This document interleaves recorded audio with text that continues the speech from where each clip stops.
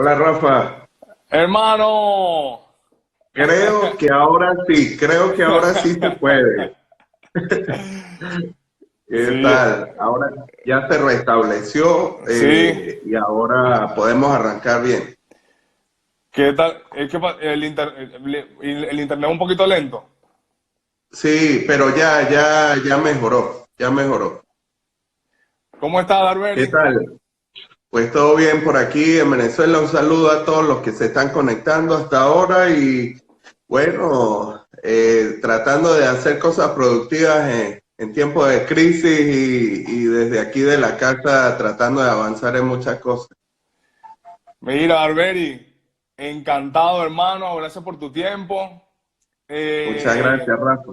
Sé que estás contribuyendo un montonazo ahí con el cafecito de Venezuela. Me alegro un montón. Mira, de dónde viene el nombre de Café y Ciencia? Café y Ciencia se viene a desarrollar más como un proyecto prácticamente de vida, porque mis inicios con el café fueron a partir de la investigación del barismo, todo esto, y la idea es fundamentarnos en un tema que sea científico y técnico, pero que impulse la parte de café. Entonces, a partir de ahí viene Café y Ciencia. Me alegro muchísimo, Dios, me alegro. Mira, vienes de familia de caficultores, ¿no? No, bueno, yo nací en un estado bastante caficultor que es Mérida. Nosotros estamos rodeados ahí por sectores caficultores. De hecho, hay ciudades que se crearon con la caficultura, como Santa Cruz de Mora. La misma Universidad de los Andes se creó a partir de la renta del café, el cacao, la caña de azúcar, que fue entregada al fray Juan Ramos de Lora, y entonces él con esa renta creó el seminario y creó la Universidad de los Andes. Entonces hay una historia, un contenido histórico bien interesante. Mi familia es familia de campo, pero mi papá desde muy joven bajó a la ciudad y comenzó sus estudios en química. Entonces él fue científico, al igual que mi hermano también es químico. Entonces, pues la tradición se combina, el campo con la ciencia. Qué bien, tío, qué bien, qué Sí, bien. sí, sí. Mira, dónde estás ahorita con el tema del café? ¿En qué estado de Venezuela? En Mérida, en Mérida. Ahorita hay varios sectores, por supuesto, que voy por el trabajo, lo que es Portuguesa, Lara, en el estado de Aragua. Yo actualmente estoy en el estado de Aragua, en La Victoria, y subo a la colonia Tovar. Entonces son varias partes, Yaracuy, pero mi fuerte siempre ha sido Mérida. Ah, ok. ¿Y dónde se está cultivando más? Los estados donde más se cultiva café es el estado Lara y el estado Portugués, donde concentra la mayor cantidad de producción de café.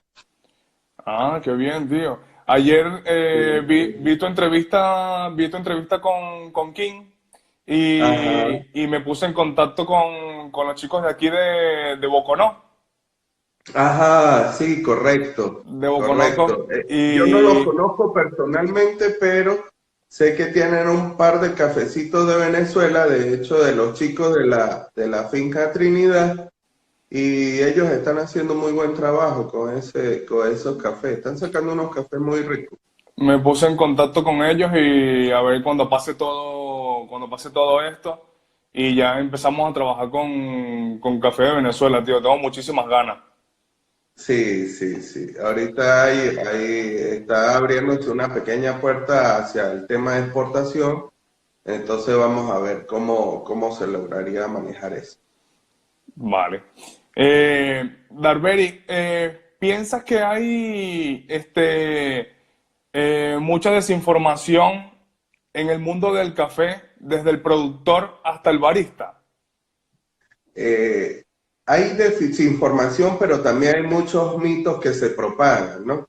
Porque a partir de esa tergiversación de la información, ¿no? Entonces se va corriendo de productor en productor o de barista en barista, pero de mala manera, porque pierden el fundamento y no van a la fuente. Entonces, cuando no van a la fuente, pierden esa continuidad de la información y se tergiversa. Cada uno le pone un poquito y se pierde la información. Entonces hay muchos mitos y mucha tergiversación de la información. Es como, por ejemplo, lo que se estableció con Sasa cuando presentó su maceración carbónica en vivo en el 2015.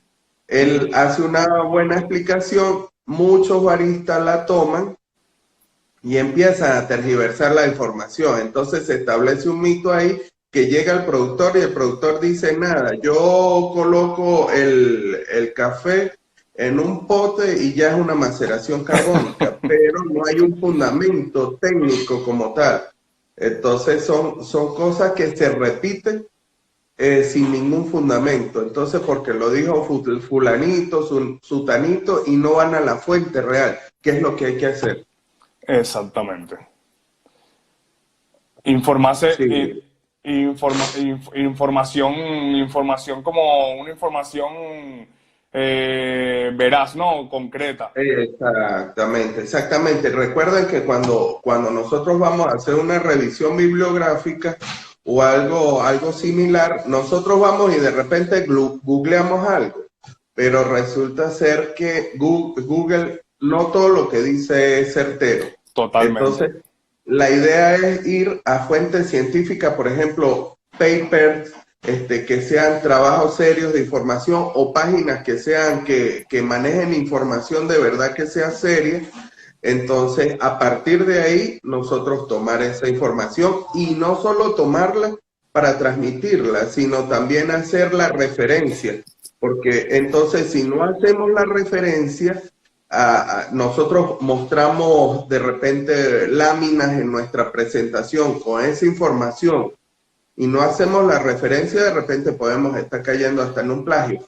No es malo hacer la revisión y referencia, pero si nosotros hacemos un mal tratamiento de la información también no es debido.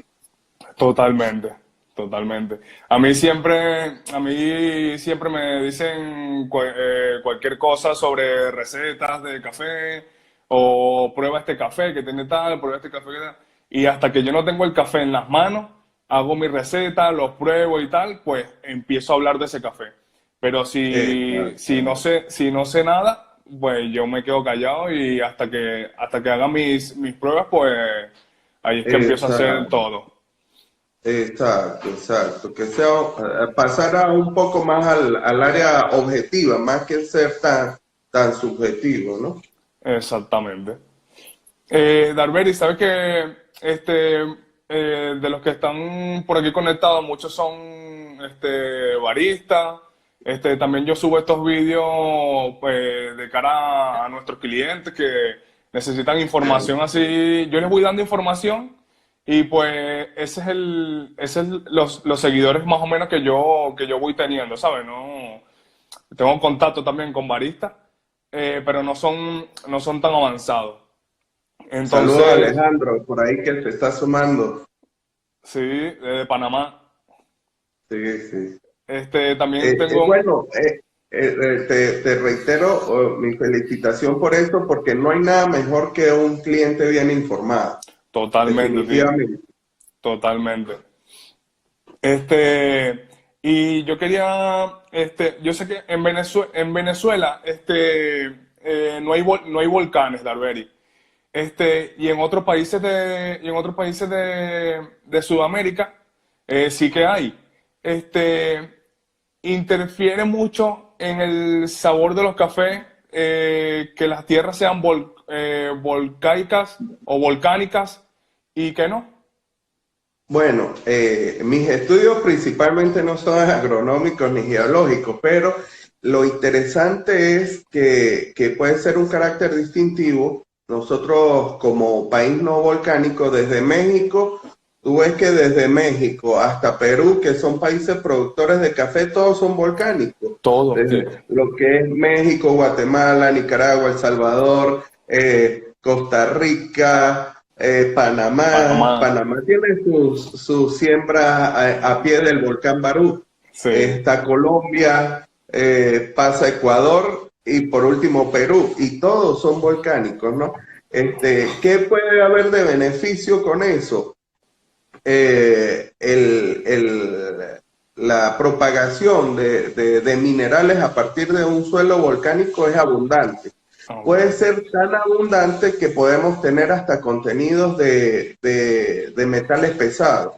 De hecho, hay estudios que se están generando en el cacao, en el café no ha sido tan intenso esta parte, ¿no? Pero el estudio de metales pesados como cadmio, ¿no? El contenido de cadmio se puede elevar un poco en los suelos volcánicos, ¿no? Y los metales pesados pues son acumulativos en el sistema orgánico del cuerpo, ¿no? ¿Qué puede prever para mejor? De repente puede haber alguna distinción por los metales según los metales que hayan en el suelo. El tipo porque hay perfiles en el suelo, por ejemplo, la capa orgánica, el tipo de suelo. Por ejemplo, aquí en la Colonia Tovar nosotros tenemos una parte donde hay suelos franco arenosos que son excelentes, mientras que te vas para Mérida y es rocoso en algunas partes, pero excesivamente, que de hecho por eso es que hay, tú ves cuando vas por el páramo esas paredes de piedra, porque la gente va haciendo su labor de arado y va amontonando las piedras hacia un lado y llegan a hacer esos muros, ¿no? Entonces, ¿qué podría aportar? El tema mineral principalmente, con el Vale. riesgo de tener metales pesados, cadmio, zinc, plomo, mercurio, etcétera, etcétera, que son precisamente fuentes de volcanes también. Vale, muchísimas gracias, tío. Mira, Sí. te voy a hacer una pregunta que yo te la hice hace como 2 años. Ajá. ¿Qué tiene más cafeína? ¿Un café filtrado o un expreso? Eso es un tema bastante controversial. ¿Por qué? Porque es simplemente matemática, es un tema de matemática. Fíjense que recuerden las proporciones que hay. Una taza de café filtrado son aproximadamente 8 onzas, pero la taza de espresso es aproximadamente una sola onza. Entonces, ¿dónde tenemos más cafeína? Nosotros hicimos una revisión a partir de eso con una determinación de UV visible, en un equipo de UV visible en la universidad, fundamentado en normas ISO. O sea, no fue bajo protocolo inventado por nosotros, sino en base a un protocolo de medición de cafeína, ¿no? Hicimos la extracción tanto de un expreso como de un filtrado, de una muestra de un filtrado con solventes orgánicos en temperatura, y posteriormente la llevamos a medición en el equipo de UV y nos da que una taza, óiganme bien la proporción que estoy diciendo, una taza de 8 onzas de café filtrado nos dio 113 miligramos de cafeína, mientras que una taza de espresso de 1 onza nos dio apenas 28,97. Más sin embargo, es un juego más de palabras y matemáticos, ¿no? Sí, Porque resulta ser que si nos vamos a las proporciones por concentración, si las ponemos las dos en el mismo rango de medida en volumen, nos da que una taza la concentración de cafeína en un espresso, no en una taza de espresso, sino en un espresso, es de 869,23 partes por millón, que es una medida de concentración. Y que ahí estamos llevando miligramos por litro. de espresso, ¿no? Y Ujú. para un filtrado tiene 470 partes por millón o miligramos por litro. Entonces, si usted me dice qué tiene más cafeína, una taza de espresso o una taza de filtrado, le digo una taza de filtrado. Pero si usted me dice qué tiene más cafeína, un espresso o un filtrado, le digo un espresso. No sé si se entiende el juego de palabras. Entonces, Sí, es importante, depende de la magnitud que nosotros vayamos a medir, si por taza o por unidad de concentración, ok, miligramos por litro. ok. Exacto. Mira, aquí nos van haciendo preguntillas. ¿Y qué tendría más, un cold drip o un cold brew? Bueno, fíjense que la solubilidad de la cafeína aumenta a medida que aumenta la temperatura, ¿no? Ujú, Entonces, pero recuerden que, por ejemplo, en un cold brew, nosotros tenemos mayor tiempo de exposición del agua sobre el grano también. ujú. Entonces, hay que tomar distintos parámetros, tanto la solubilidad de la cafeína en agua fría o caliente, por supuesto va a ser mayor en agua caliente, pero si la exposición en agua fría va a ser más larga, por supuesto va a haber más solubilización de cafeína en nuestra bebida. Vale. Sí, yo más o menos tenía ese conocimiento del cold brew, porque el café, mientras más contacto tenga con el agua, más Exacto, cafeína, ¿no? exactamente, exactamente. Mira, explícale qué es un guayoyo. Un guayoyo. Bueno, un guayoyo es una bebida bastante tradicional aquí en Venezuela. Muchos en las máquinas de espresso piden, dame un guayoyo, y resulta ser que hacen un espresso con agua, que en realidad es un americano, y eso no es un guayoyo. Un guayoyo es un método filtrado en un filtro de tela, en base a una proporción. La proporción de nuestro filtrado es un poco más elevada por ejemplo, a la proporción de 1:15, etcétera. Nuestra proporción es más o menos el gusto venezolano, es de 80 gramos por litro en un Ujú. guayoyo. Entonces, tenemos una manga, un cono, un filtro de cono, y a partir de ahí hacemos nuestro filtrado. Entonces, esta es hasta que esté en negrita. O sea, si usted le cambia el cono a la abuela, está perdido. Mire, ya les voy a mostrar aquí que mi esposa me asistió. Esta es una manga guayollera. Esto, un filtro de tela, un filtro de tela, un filtro de tela. Aquí hacemos lo podemos hacer, hay personas que lo hacen de dos maneras. Hay unas que ponen a calentar el agua y ponen Ajá, el café ahí. Por supuesto, la extracción va a ser sí, mucho más homogénea, mucho mejor, y después hacemos el filtrado por acá. Y lo colocamos en una ollita, la ollita de peltre. sí, Este, y posteriormente, o puede ser que se agregue el café aquí y se vaya agregando poco a poco el agua. exacto. Pero hay que tomar en cuenta que hay que ir agregando el agua poco a poco para que vaya haciendo mejor la La extracción, porque extracción. si no perdemos el café. Entonces, esta es la manga guayollera. Aquí está. Parece una veleta, ¿verdad? Ajá. Mira, Ahí en, dice Alejandro que hasta una media sirve.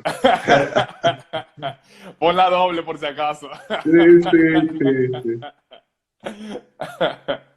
Sí, Mira, yo sé que en Venezuela se consume muchísimo café, tío. De hecho, panadería, yo creo que todas las panaderías tienen cafetera, porque sí, es como ley, vamos. ¿Qué porcen- sí. ¿qué porcentaje de café se consume en Venezuela, Darber? ¿Sabes? En Venezuela nosotros tenemos un consumo per cápita de 3,7 kilogramos. Fíjate que nosotros tenemos nuestro vecino más cercano, que es uno de los primeros productores a nivel mundial, que es Colombia, apenas consume 1,7. Pero que, por ejemplo, nosotros en el desayuno nos paramos y es café, café, café.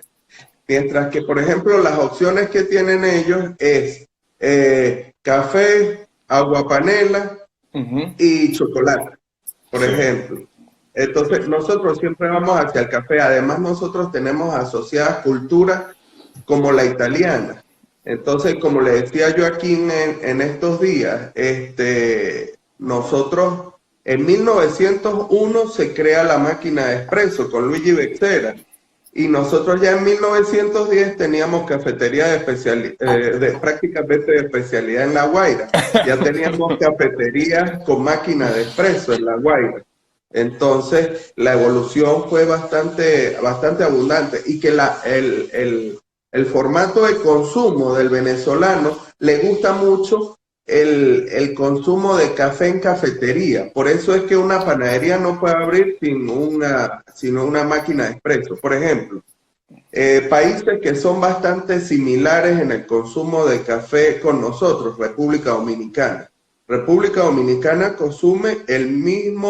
tiene el mismo consumo per cápita que nosotros. Sin embargo, ellos consumen más su café en casa. Y Mm, nosotros consumimos en casa, pero también en cafetería. De hecho, uno va a una cafetería en República Dominicana y son pocas las personas. Y hay pocas cafeterías de ese tipo. Mientras que aquí en Venezuela es full. El año pasado, en mes y sí. medio, llegaron a abrir 6 cafeterías en Caracas en mes y medio. Wow. Sí, sí, bien, bien interesante. Darberi, te hace una pregunta Mauro. Saludos, Mauro. En Tasajera, cerca de la Victoria, existen siembras de café. ¿Sabes a qué altura está cosechado? Que correcto, no sé todavía la altura. De hecho, tengo un viaje pendiente para ir para Tasajera a ver unos cafetos. De hecho, la Hacienda Santa Teresa tiene siembras de café por ahí. Sale muy buen café. Yo he probado café de Tasajera, muy buen café. Debe estar por el orden de los 1.500, 1.300 metros por ahí. Vale. ¿Y en Mérida, qué altitud hay? En Mérida, acuérdense que nosotros en Mérida somos privilegiados porque tenemos desde 0 metros sobre el nivel del mar. ¿Por qué? Porque va desde la playa de Palmarito, por ejemplo, que forma parte del estado Mérida, hasta 5.007 metros. Bueno, el nivel del mar ha aumentado y es 4.997 Ujú, ahora. ujú. Pero estas son las altitudes. Entonces, ¿qué nos favorece? Que hay muchos pisos altitudinales y durante todo el año tenemos cosecha. Entonces, nosotros podemos tener café en la zona sur del lago a 800 metros, pero podemos tener café a 2.200 metros en los pueblos del sur de Mérida. Ah, ok. ¿Y qué Sí, variedades, qué correcto. variedades, qué variedades están así más, que se están cultivando más? Bueno, aquí en Venezuela nosotros tenemos principalmente lo que es típica, Bourbon, Caturra, Catuay. Hay unas variedades desarrolladas por el Instituto Nacional de Investigación Agrícola, el INEA,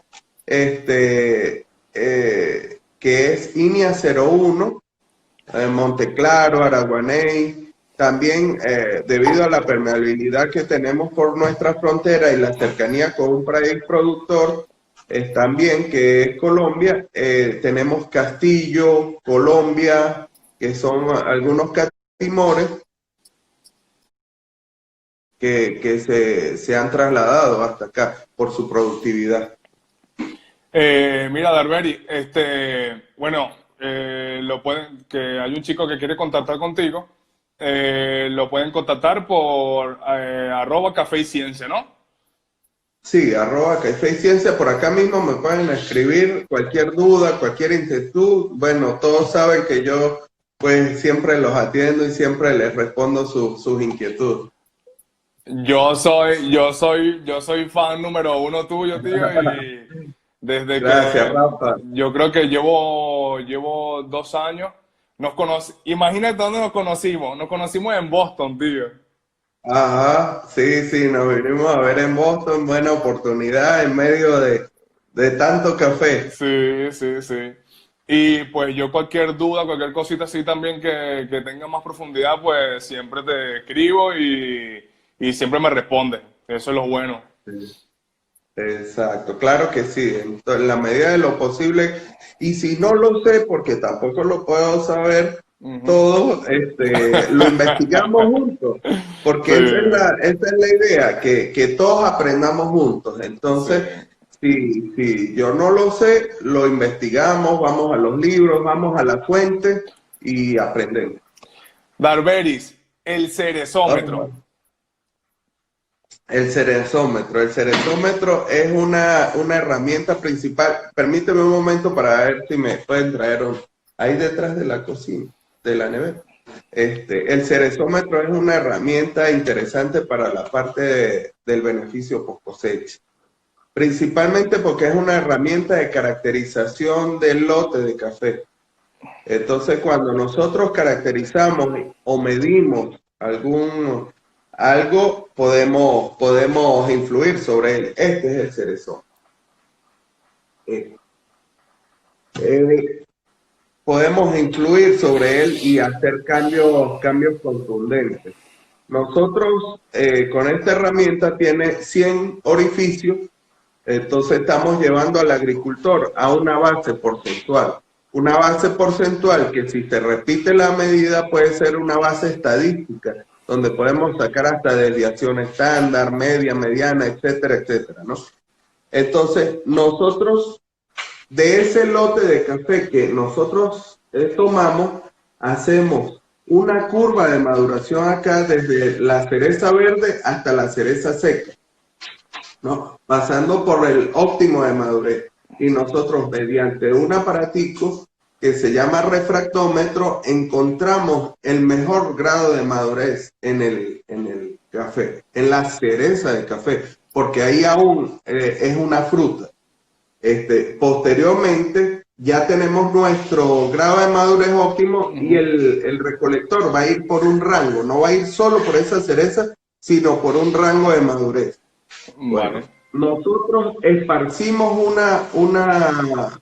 una muestra que sea aleatoria, pero bien representativa acá, que quede una sola cereza por orificio y vemos que el rango óptimo de cumplimiento es mayor al 95% de lo que nosotros hayamos elegido como lote objetivo, ¿no?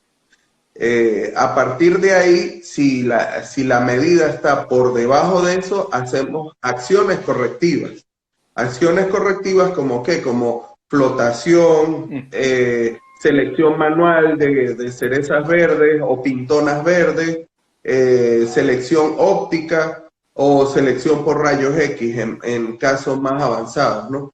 Entonces, eso nos puede definir el cerezómetro. Aparte de eso, se puede usar también como una herramienta de evaluación de los cosechadores de café. Entonces, el cosechador llega con 1 o 2 sacos que haya recolectado al día de cereza de café, se toma la muestra y en base a eso hay un pago base y un pago extra por el buen trabajo. Si hubo un cumplimiento mayor al 95%, se le puede dar un pago extra al recolector. Muy bien, tío. Muchísimas felicidades por ese proyecto, tío. Ay, gracias, gracias. Sí, ¿En qué? actualmente lo estamos impulsando en varias partes. Acá en Venezuela, está en Colombia, en Brasil, Guatemala, México, Panamá, Perú, Uganda, Etiopía, el Congo, Estados Unidos. Estados Buah. Unidos Y España, en España hay una chica, se me va en estos momentos el nombre, que es Ah, sí. brasilera, que lo tiene como, como una herramienta orientativa, didáctica, para enseñar a sus alumnos en la escuela, ¿no? Ah, qué Igual bien. sucede en Estados Unidos, que no son países productores, pero lo tienen como una herramienta de didáctica, de enseñanza. Dalberi nos hace una pregunta Pascual. Dice, doctor, una consulta. Ah, ¿qué tal, Pascual? Te dice, doctor, una consulta sobre el tema de la cafeína. ¿Hay alguna temperatura Ajá. clave para controlar el porcentaje de solubilización en el agua en la extracción? Es muy complicado porque resulta ser que la cafeína es muy soluble en agua. De hecho, un método de descafeinar un café es solo con agua caliente. Ni siquiera hay que usar, por ejemplo, hay solventes orgánicos que se usan en la industria para descafeinar, pero un método bastante rápido y que de hecho se hace en alguna que otra industria es simplemente pasar agua caliente por los granos. La solubilidad es grandísima, grandísima, grandísima. Es tanto que póngale, a 70 grados centígrados hay una solubilidad de 68 miligramos por cada 100 miligramos de agua. O sea, es enorme la solubilidad Enorme, que hay sí. de la cafeína.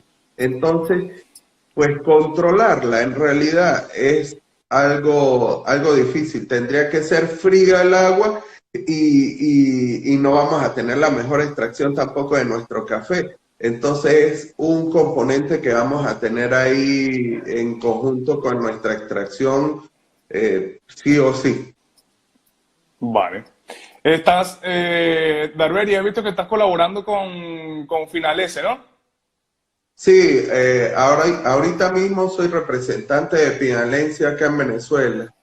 Lo que es la parte de maquinaria post cosecha, tanto en el beneficio húmedo como en el beneficio seco, desde seleccionadoras, en cereza, ópticas, sifones, hasta ya lo último que son seleccionadoras en grano verde, bien sea por densidad, por tamaño, etcétera, etcétera.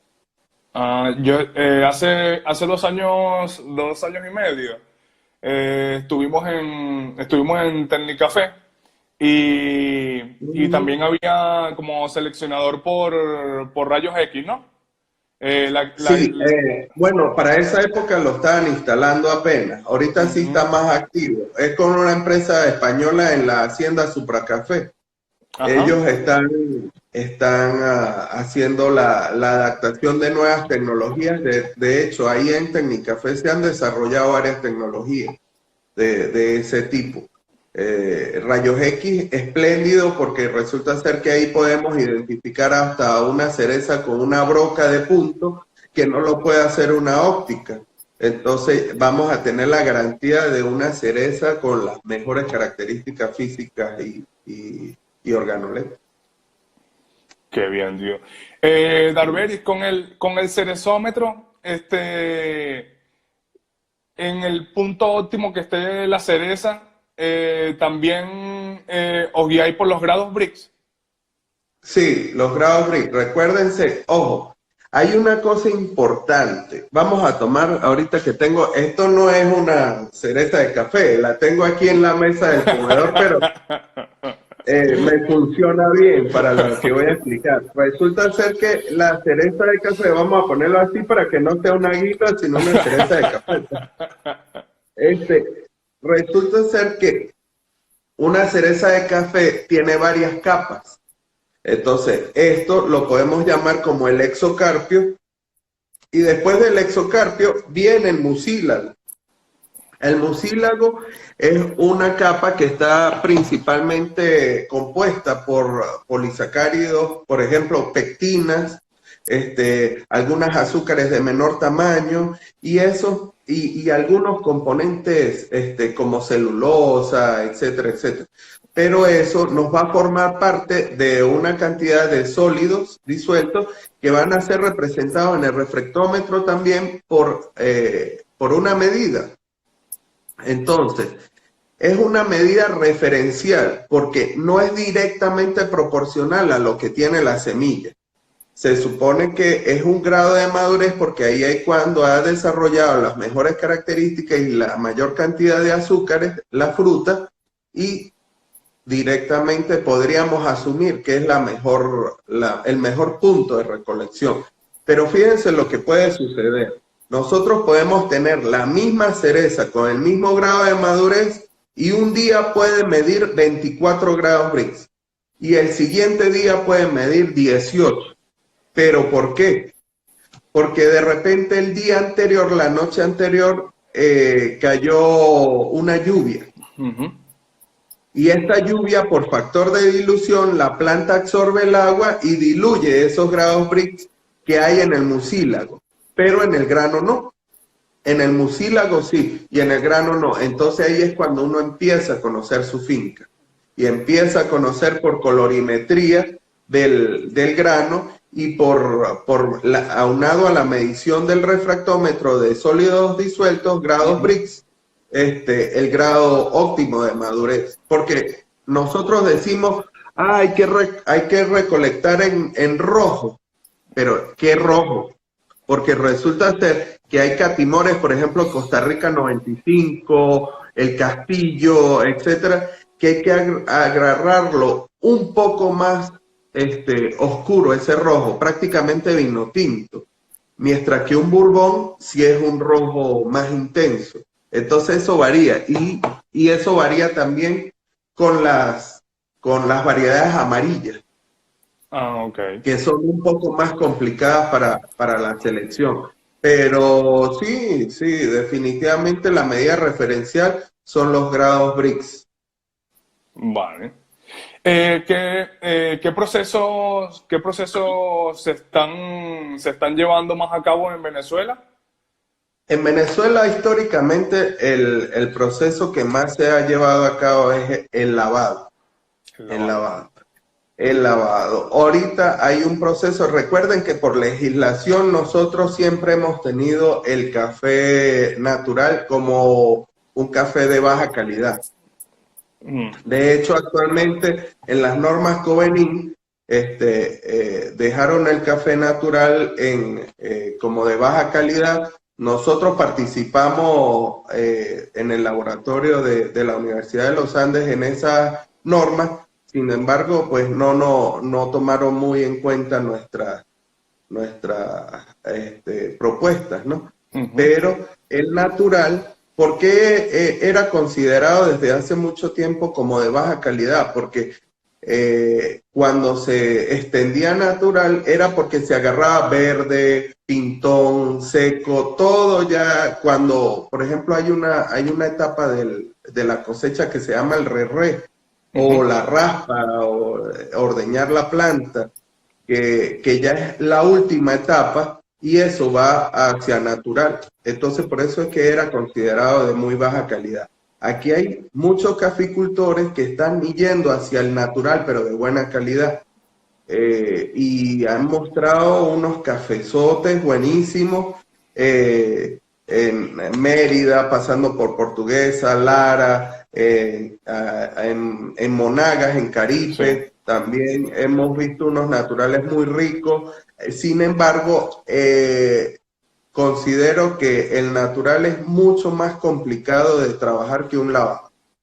porque el proceso de secado es mucho más lento y corremos el riesgo de una rehidratación, porque en las zonas de caficultura son zonas con mucha humedad relativa.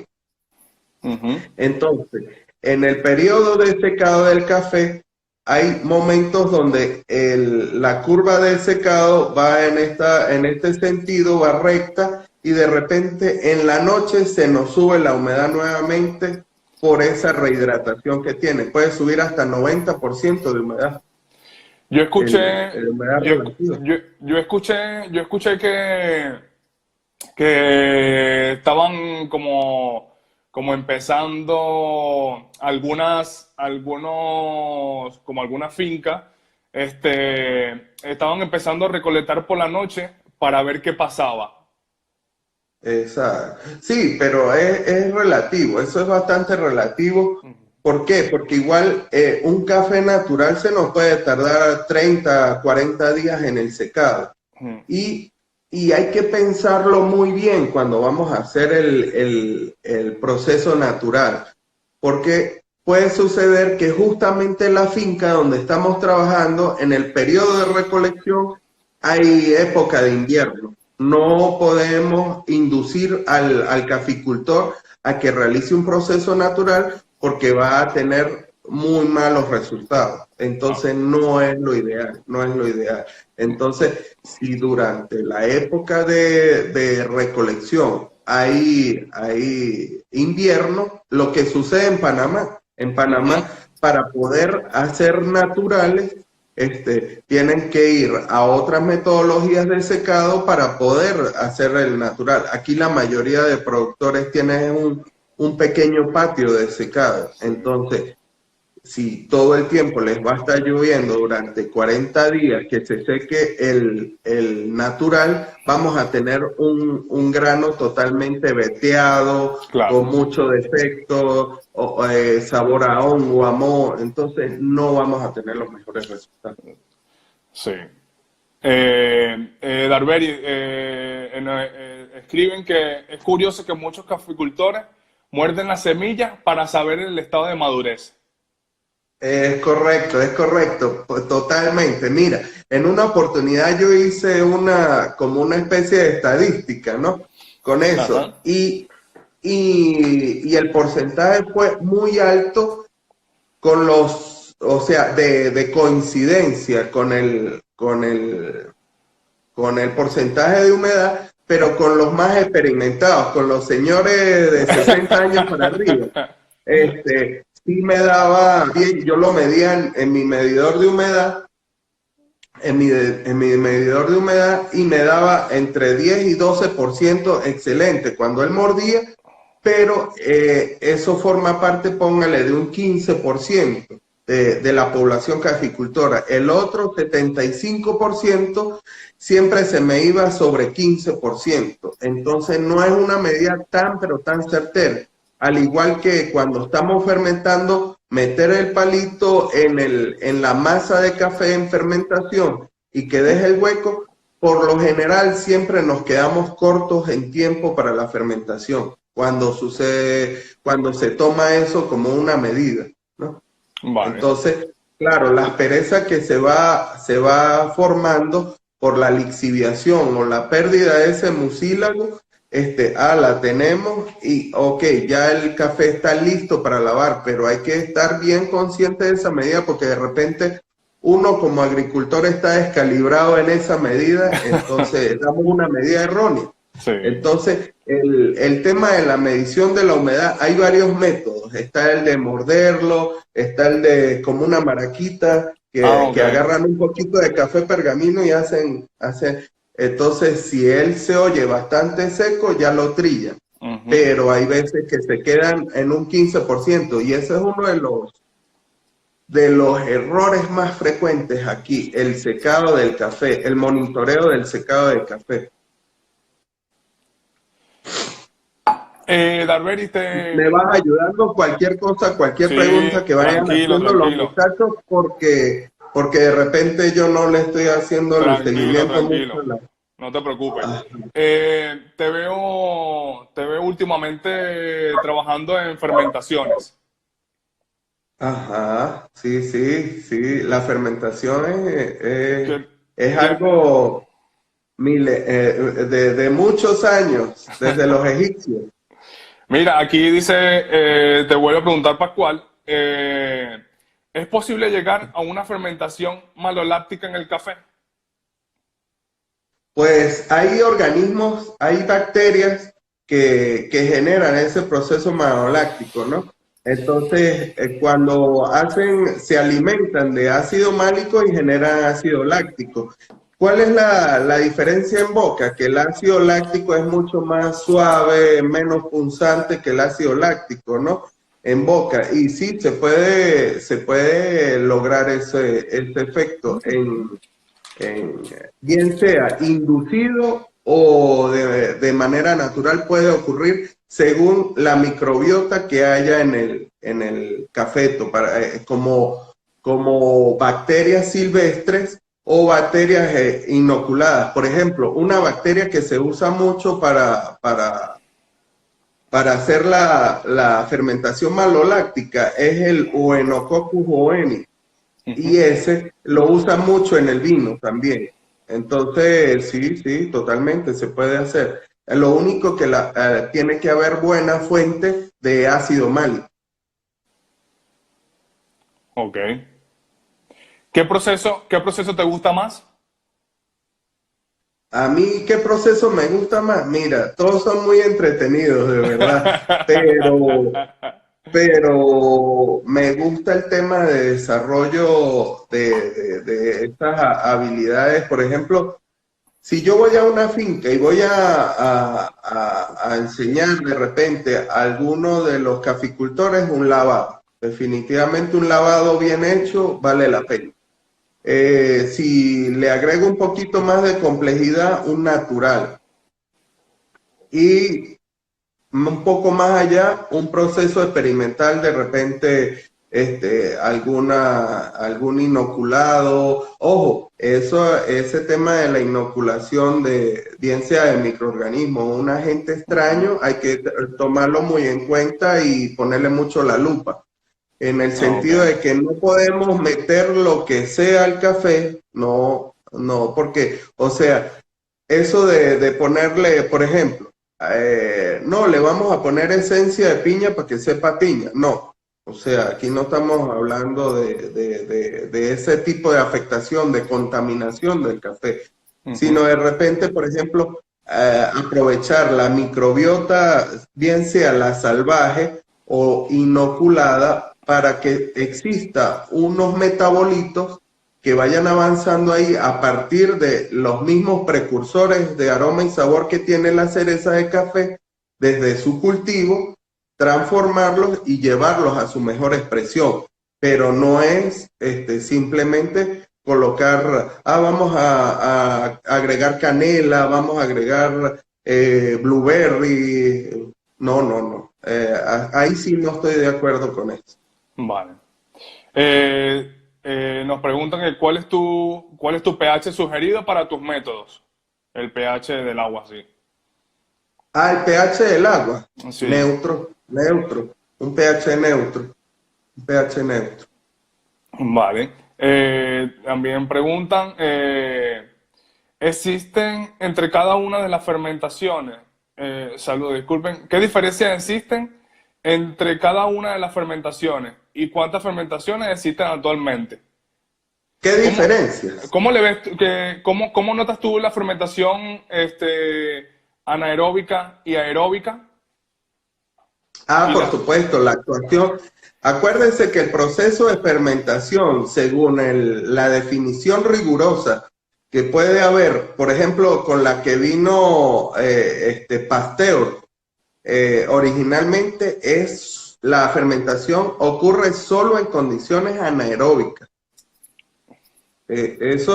Entonces, ¿qué podemos tener ahí como fermentaciones? La fermentación, claro, hay microorganismos que son aerobios y hay microorganismos que son anaerobios o anaerobios facultativos. ¿Qué quiere decir anaerobio facultativo? Ojo, yo no soy ni biólogo,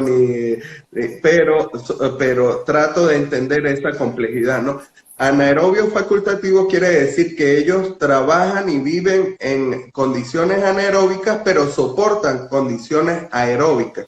Por ejemplo, las levaduras.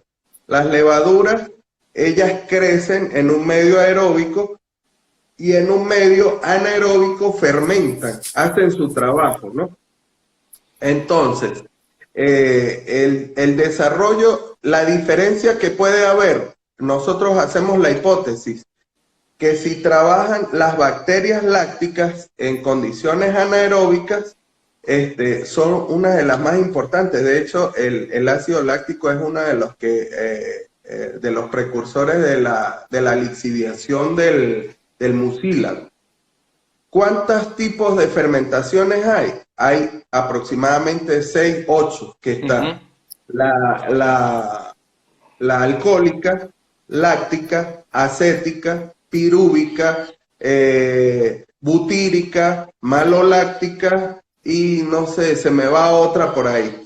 Pero esas son las principales fermentaciones que existen en el café y en todo lo otro, tanto en cerveza, vino, quesos, Mm. etcétera, etcétera. ¿Y cuáles Este, son los microorganismos que pueden participar? Hongos, levaduras y bacterias. vale. Bueno, sí, aquí te estaba preguntando el mismo chico que si se pueden añadir hongos como los tipos Penicillium o Roqueforti. Bueno, penicillium, acuérdense que hay hongos que son seguros. Son seguros, digo yo, porque no generan micotoxinas. Pero si el hongo genera micotoxinas, ese hongo no se puede agregar en el proceso. Porque, por ejemplo, el Aspergillium depende del Aspergillium y un penicilio, el penicilio genera micotoxina. Ah, ok. Darberi, sabes que yo he probado bastante café con fermentación, tanto aeróbica, anaeróbica y carbónica. Cuando tienen muchas horas de fermentación, me sienta mal en la barriga, tío. ¿Tú sabrías así Ya, algo? disculpa, ¿te sientas mal como? Me sienta mal en la barriga, en el estómago.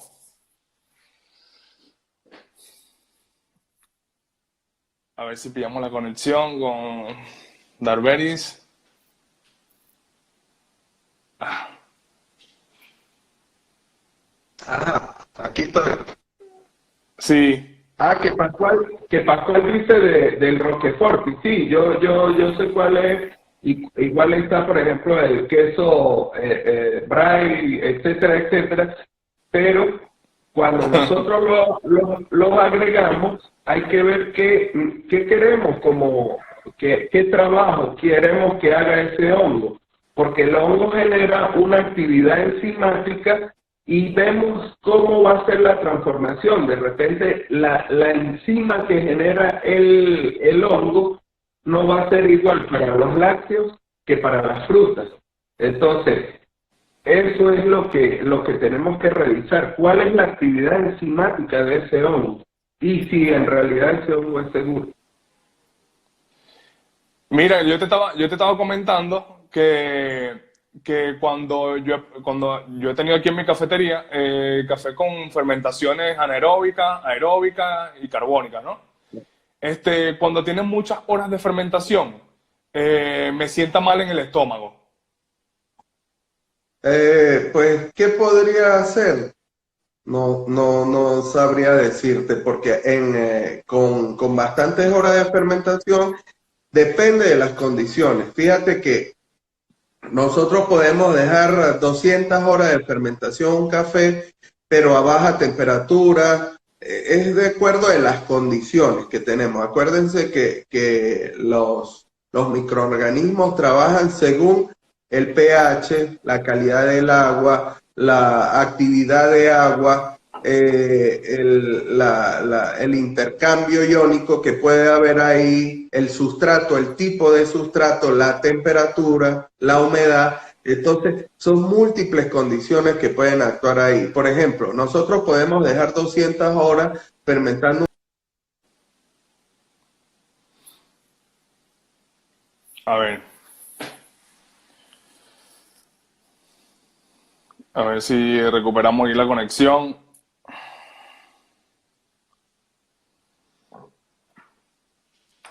Ahora, ahora, ahora, ahora. Ajá.